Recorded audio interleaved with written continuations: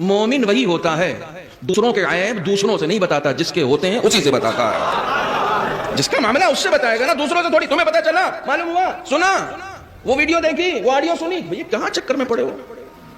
کسی کی عزت اچھالنے کے چکر میں، کسی پر تہمت ترازی کے چکر میں، کسی کی قدر گھٹانے کے چکر میں کہاں پڑے ہوئے ہو؟ آپ کا کچھ نہیں ہے، عزت بھی آپ کی نہیں ہے۔ وَلِلَّهِ الْعِزَّةُ جَمِيعًا، قرآن پڑھ رہا ہوں، جتنی بھی عزت ہے سب خدا کے لیے ہے۔ تمہارے پاس جتنی ہے نا وہ اس نے دے رکھی ہے، تو جو چیز اس نے دی ہے وہ کسی اور کے حصے سے چھیننے کا حق تم کو کس نے دے دیا؟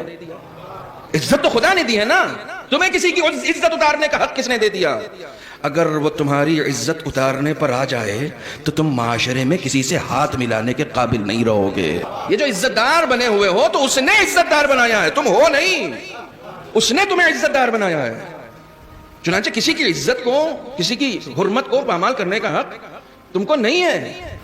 دین ہمارا اتنا خوبصورت دین ہے، اتنا خوبصورت دین ہے کہ ایک انسان جو اس دنیا سے گزر گیا، مر گیا، اسے آپ غسل دینے جا رہے ہیں، تو آپ کو حکم یہ ہے کہ جب آپ غسل دیں تو جس طرف بھی آپ پانی ڈالیں اس کی شرمگاہ پر کوئی کپڑا رکھ دیں۔ بوڑھا ہو چکا ہے، دوسری طرف جائیں تو دوسری طرف کپڑا رکھ دیں۔ معبود اتنا اہتمام کیوں؟ یہ مر گیا ہے۔ کہا ہم مرے ہوئے کو اتنی عزت دیتے ہیں کہ اس کی آبرو نہ چلی جائے تو زندہ کی کتنی آبرو ہوگی؟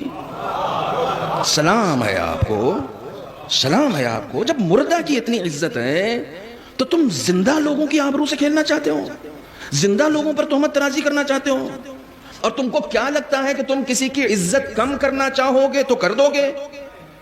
کمال یہ ہے کہ خود کو مسلمان کہتے ہو، خود کو قرآن کا ماننے والا کہتے ہو، اور پھر کسی کی عزت پہ ہاتھ ڈالتے ہو، جبکہ روزانہ قرآن میں پڑھتے ہو وَتُعِزُّ مَن تَشَاءُ وَتُذِلُّ مَن تَشَاءُ۔ بھائی وہ جس کو چاہے گا عزت دے گا، وہ جس کو چاہے گا ذلیل کرے گا، اور خدا کی قسم اس نے کیا۔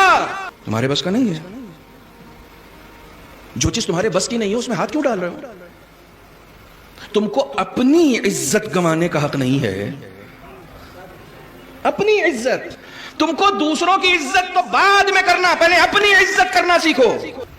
تو اگر میرا نہیں بنتا نہ بن، اپنا تو بن، یعنی دوسروں کی عزت بعد میں، پہلے اپنی عزت کرو۔